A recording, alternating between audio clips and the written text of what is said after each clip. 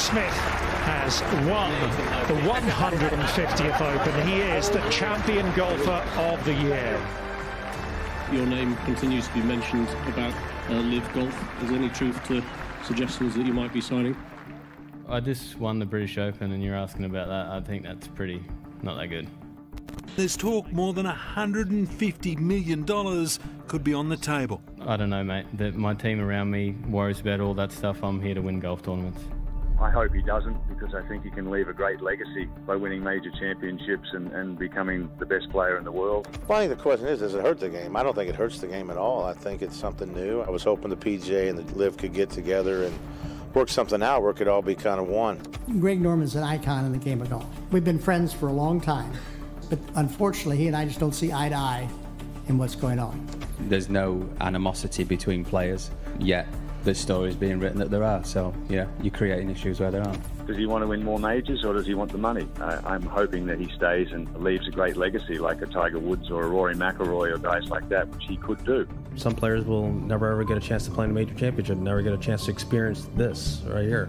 That to me, I just don't understand it.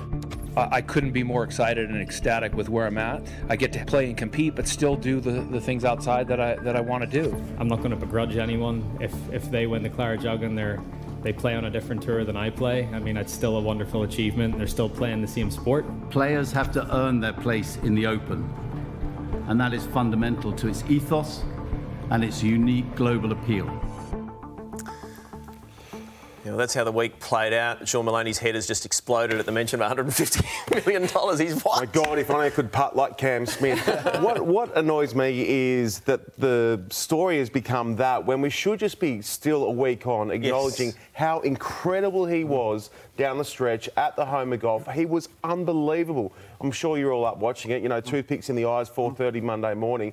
He was phenomenal, but yet now the story shifts to this. I wish we could just take a moment, firstly, to celebrate one of the truly great performances from an Aussie golfer. Well, there's the question, right? So if he was to go, would that truly great achievement be tarnished in any way if he is to head to LIV now? I don't think the achievement that Sean rightfully speaks glowingly about, it was a terrific performance. 64 day one and 64 on day four is a terrific British Open. I think that's now in history.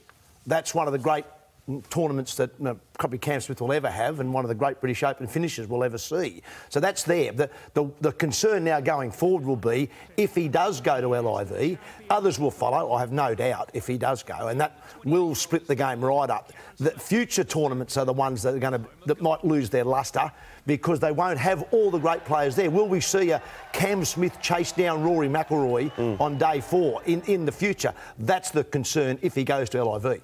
I think we can't hold it against them for chasing that kind of money. But does it mean in their future career, like, does that impact the legacy that they then have as an athlete? Oh, I think it probably will if they go that way, because I think as fans, and I'm a mad golf fan, play very poorly myself, but we will see that, yes, they've taken the money and haven't looked after the legacy of the game. That will be the story that will be written if the game is divided. And I'm a bit like John Daly. I'd love to see LIV and the PGA Tour and the DP Tour work it out somehow. I don't know what the answers are, and I don't need to know the answers, but that's going to be the problem, that we as fans will be the ones to miss out because all the great players will be playing in 2 or 3 different leagues, and that might be great for the top end of the game. So, Shawnee, what has everyone outraged? Is it where the money's coming from, the huge money? That seems to be it. But is there also a bit of a, these blokes are greedy, you know? Like, is that what people are thinking? I think they are. They will. What they're thinking? Yeah, they know that they will. They will. The bloke in the pub will think that way. Well, what I found interesting was that Norman has subsequently come out and said they're not even signing any more players. They've closed up shop. For this year. That's Greg Norman for this year, yeah. So there'll be no movement on that front at the moment. So why are we still delving into it if there's no one going over there for the immediate term? Charles Barkley, the NBA great, had an interesting take on it. He's angling for a job in the broadcaster, with the broadcaster rather, and he's saying that, you know, you've all been sports washed in some way if you're an elite sports person. Do you get that? I probably agreed with his opinion. I think if you look deeply into the funding of multiple different sports across the world, we'd chat about F1 and different things. I don't know if you can say just this tournament is the only example of a bit of sports washing going on. So, and to the grade point, I just don't think. What other sport is there that we chat about where you hold it against an athlete for chasing big money in a contract? Well, none.